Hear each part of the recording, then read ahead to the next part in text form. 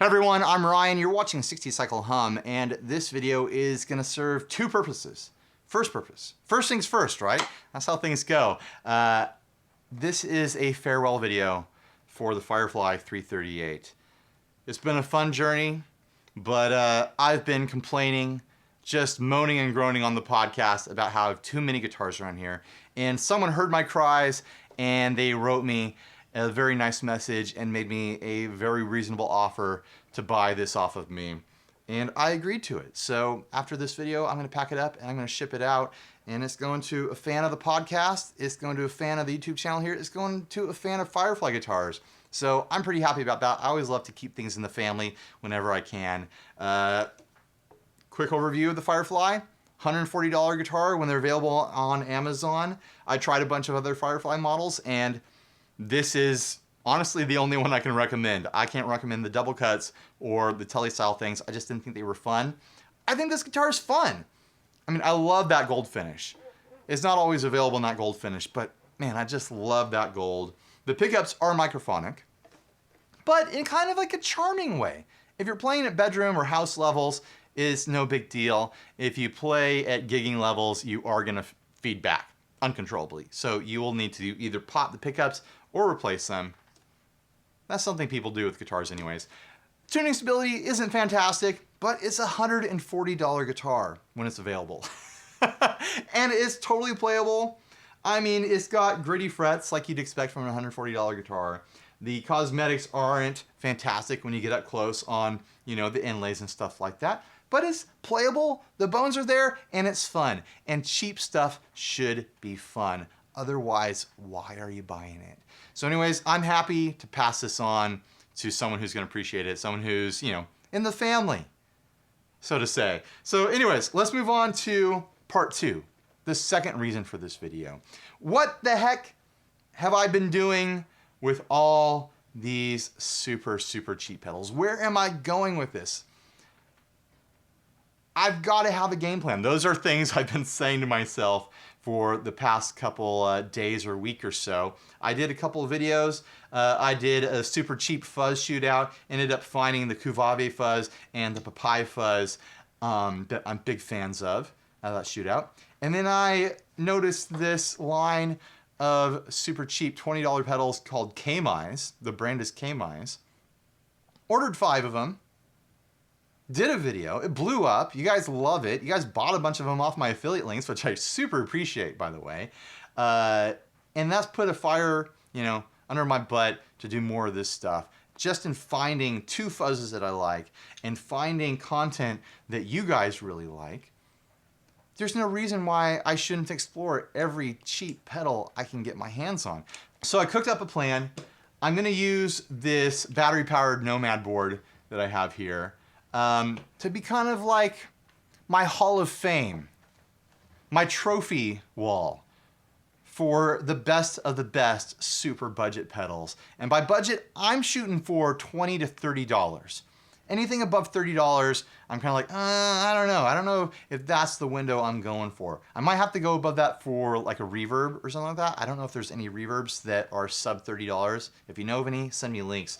But anyways, let's go through what I already have, and then you guys can get down in the comment section and make recommendations for other $20 pedals out there. Obviously, there's no time-based effects on here. There's no delays, there's no reverbs. So I think my next batch of pedals is gonna be all delays. Let's find some really fun $20 delays, guys. Figure out which one is the best and get it on the Hall of Fame. There's gotta be a better name for this. Come up with some names down in the comments too for this trophy room board for this cheap stuff. There's got to be something real creative. If you come up with the winning name, I'll give you a selection of pedals that you can pick from, and I'll send you one of these cheap pedals. All right, let's get into it. Here is the Kuvave fuzz. I've since figured out that Kuvave is the brand name. It's not the name of the fuzz. But man, I really love saying Kuvave. Kuvave. It sounds like it should be like a coffee brand or like a fragrance brand. Kuvave. All right, here's my dry signal. And here is the Kuvave.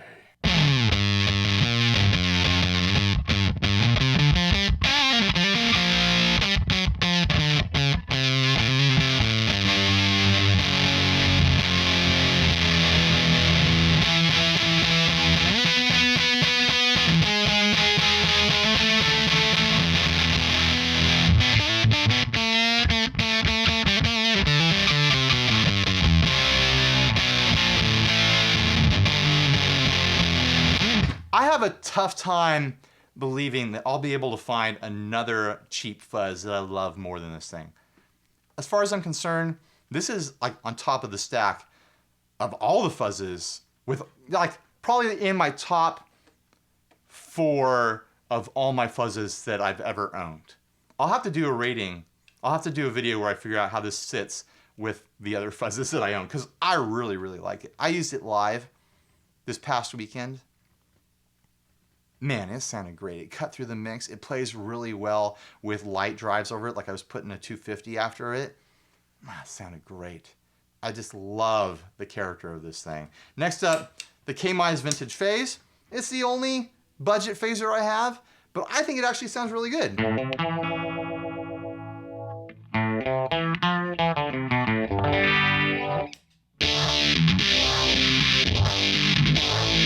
Like, it does the phase thing. It does the classic phase sound.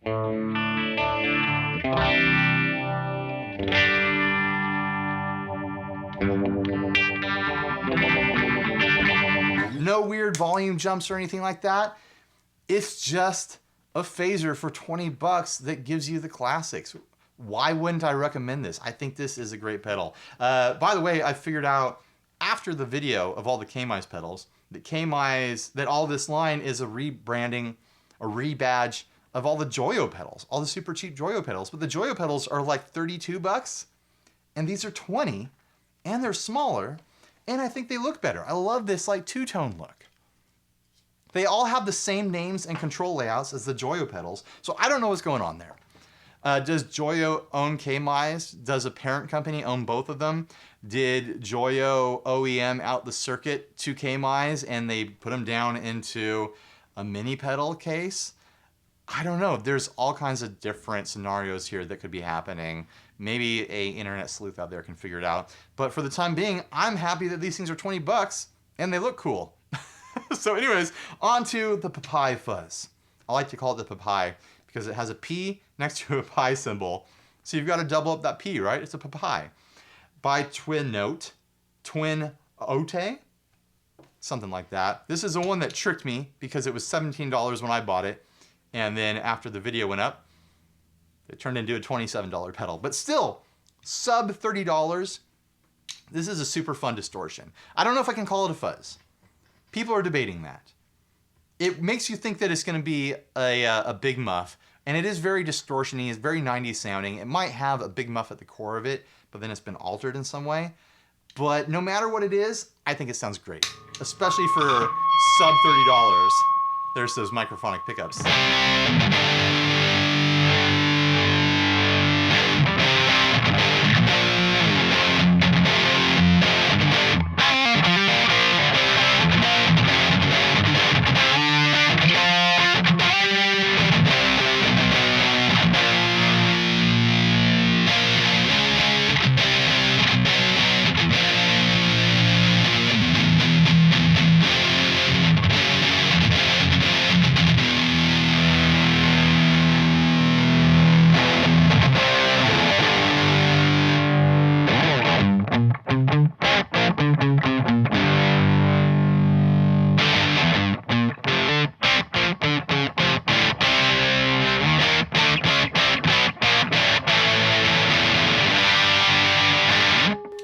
Great bargain there. There's people who have figured out that this is the same box and layout of a NUX pedal or a NUX pedal, if you like to pronounce it the fun way.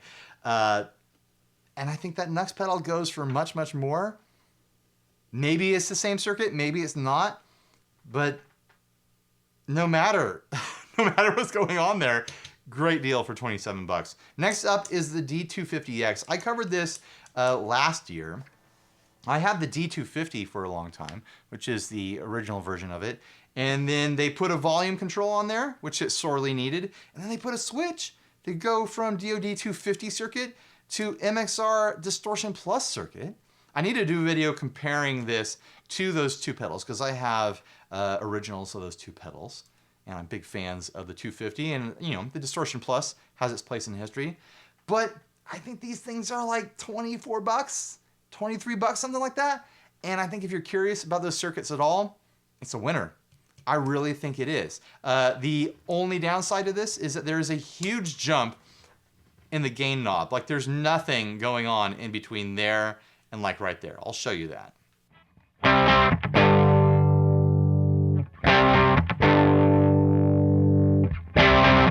It's starting to get a little spicier there.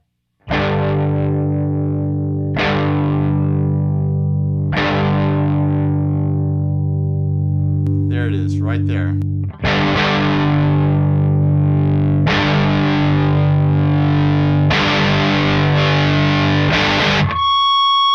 So if you want to dial in something subtle in between those ranges, you're kind of out of luck with this. But if you're like me and you like the lower gain sounds, you need to tune this thing again. It's a no-brainer. Here's the distortion plus sound.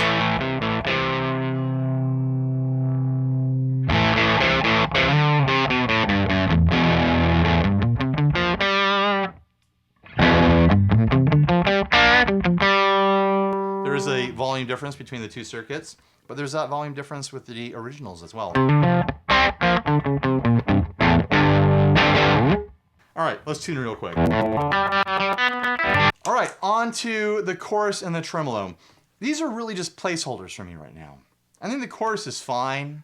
It kind of gives me a volume jump every now and then, depending on what I'm pushing into it, which makes me think I should put it before like the 250 and let the 250 kind of even it out. But it does that kind of lush, chorusy sort of thing.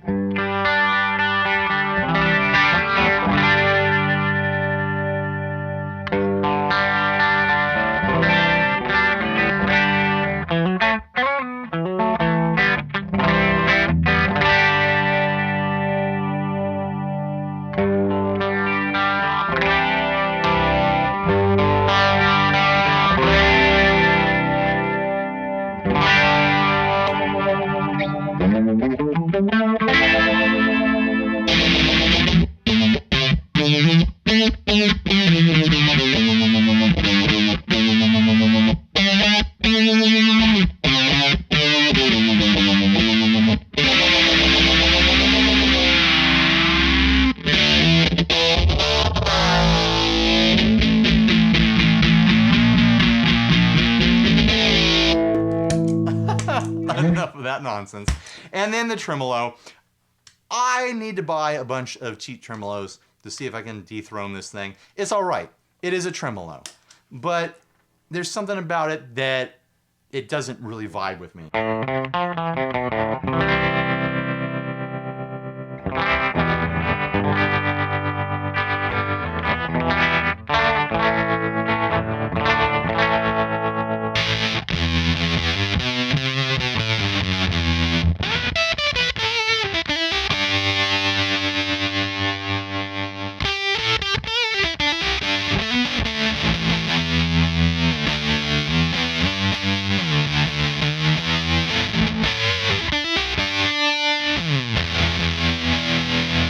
Maybe it's just a difference in styles between like a bias or an optical tremolo or something like that, but it's just not scratching that itch for me. So I'm looking to dethrone that.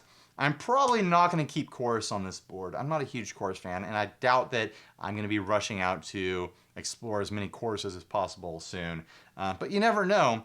And I do need to get a delay and a reverb on here. There's one slot open on the power bank here, and obviously I could fit one more pedal. So that's what the future looks like for me, for all these cheap pedals. Stay tuned. There's going to be a lot more content in this direction. It's not going to take over. It's not going to be everything, but it's going to be a series for me. So thanks for tuning in. Please like, subscribe, dislike, leave me rude, nasty comments. If you want to support my efforts here, the easiest way to do it is to use the Amazon affiliate links. If you see something you like that you want to buy or just check out, just click that link down below. Or if you really want to support this endeavor, support us on Patreon. I use Patreon money to buy all these pedals. There was someone in my last video who was convinced, deeply convinced, that there was a conspiracy afoot, that I've been paid off by all these cheap pedal brands to cover their stuff. And then he demanded to see my receipts when I denied the accusation. And I presented my receipts, my Amazon receipt for all the K-Mice pedals, and he hasn't replied. either because he doesn't feel he needs to or because he hasn't seen my reply yet. I send him a screen grab of my Amazon receipt. So there's that. I am buying these things. I don't have any affiliation with any of these companies. Not that there's anything wrong with that. I think it's, I do demos for money. I charge companies for demos when they approach me. But sometimes I buy stuff. A lot of times I buy stuff. Most of the content on here is of stuff that I've bought or procured in any sort of other way. I've done trades or something like that. So I don't know, take it for whatever it is. I'm very public about the fact that I'm trying to make a living doing this stuff. And I don't feel ashamed about it at all. And I don't think anyone else should. I think we should all be happy for other musicians when they figure out any way to make any money doing anything creative at all. So let's just support each other, guys. Enough with the backbiting. Let's have fun. This is called playing guitar. Let's play. I don't want to fight. I want to play. All right. Bye, everyone. Stay grounded.